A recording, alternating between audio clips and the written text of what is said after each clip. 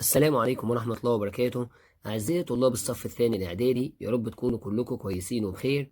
إن شاء الله هنكون متواصلين دايما عن طريق سمارت سكول، وهنحاول نكمل الجزء الباقي من المنهج.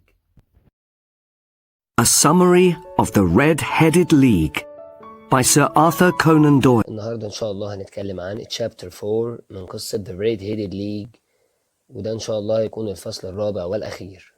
وفي البداية نبدأ بأهم الفوكابولاري أو الكلمات أو المفردات اللي موجودة في Chapter 4. invent يخترع، find out يكتشف، dirty غير نظيف أو متسخ، hole يعني حفرة أو ثقب، deduce يستنتج، tunnel يعني نفق، dig يحفر، finished أنهى، well done أحسنت. وتعالوا دلوقتي نتعرف على أحداث الفصل الرابع. Sherlock Holmes and Dr. Watson returned to Baker Street, and Holmes explained the crime to Watson. John Clay had the idea for the Red-Headed League because his friend Mr. Ross had red hair. Holmes knew that the job of copying out the encyclopedia was too foolish to be a real job. Clay and Mr. Ross invented the job because they wanted Mr. Wilson out of his shop. Why? Mr. Wilson told Holmes that Mr. Spaulding often used to work in the cellar. Holmes thought that this was unusual. Holmes asked some questions about Mr. Spaulding and found out that he was John Clay, the thief. When Holmes knocked on the door of the shop, he saw that the knees of Mr. Spaulding's trousers were dirty and had holes in them. Holmes deduced that he was digging a tunnel with Mr. Ross when Mr. Wilson was not in the shop.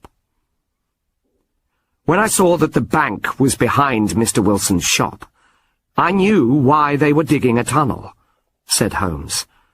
They wanted to take the gold from the bank. How did you know that they wanted to take the gold on Saturday night? Asked Watson. When they closed the Red-Headed League, I knew the tunnel was finished.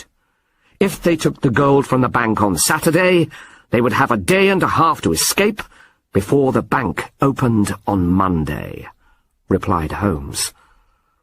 Well done, Holmes, said Watson. Now we are going to discuss critical thinking questions.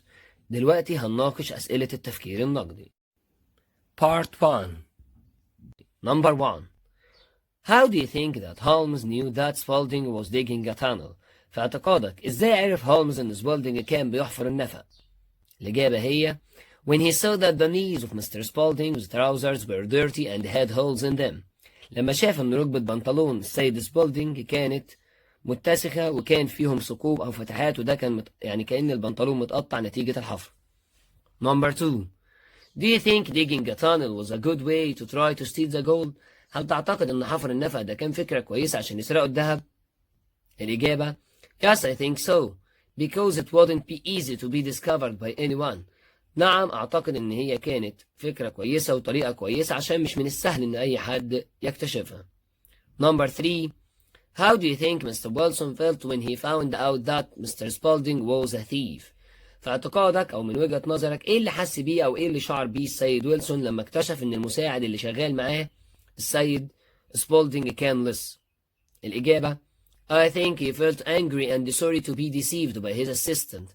أعتقد إنه شعر بالغضب والأسف والحزن لأنه تم خداعه بواسطة المساعد اللي شغال معاه. Part 2. Number 1. What do you think makes someone a good detective? في اعتقادك أو من وجهة نظرك إيه اللي يخلي شخص ما أو إيه اللي يجعل شخص ما مخبر ماهر أو محقق ماهر أو مخبر شاطر كويس يعني؟ The answer is الإجابة هي he should be good at deducing information through observing people. لازم إن هو يكون كويس في إن هو يستنتج معلومات عن طريق ملاحظة الأشخاص. And he should think deeply. يجب إن هو يفكر بعمق، يعني ما ياخدش المعلومة كده بشكل مبسط، لازم يفكر في كل حاجة أكتر من مرة لحد ما يستنتج منها معلومة. Number 2. Holmes was a clever detective. Give examples. ادينا أمثلة إن هولمز كان محقق رائع ومخبر ماهر. He worked out everything about Mr. Wilson by looking at his face, hands and clothes. استنتج عنه معلومات كتيرة، أو تقريبا استنتج عنه كل شيء عن طريق النظر فقط ليديه والوجهه والملابسه. He could deduce the plan of Mr. Spaulding to dig a tunnel by looking at the knees of his trousers. قدر ان هو يستنتج ويعرف الخطة اللي كان بيخطط لها مستر سبولدينج ان هو يحفر نفق او حفرة عشان يسرق البنك عن طريق النظر فقط لركبة بنطلونه، واللي لقاها ان هي متسخة ولقاها عليها ثقوب او حفر. He could solve the mystery of the red-headed league. استطاع انه يحل لغز عصبة ذوي الشعر الاحمر. He discovered that Mr. Spaulding was John Clay, the famous thief. استطاع أن يكتشف أن السيد سبولدينج هو نفسه الشخص المشهور اللي هو اللص المشهور جون كلاي. Number 3. Do you like reading stories about crimes? Why not? هل تحب أن أنت تقرأ قصص عن الجرائم أو خاصة بالجرائم؟ ليه أيوة وليه لأ؟ الإجابة هتكون طبعا Yes, I like to read them because they help us to solve crimes in our real life.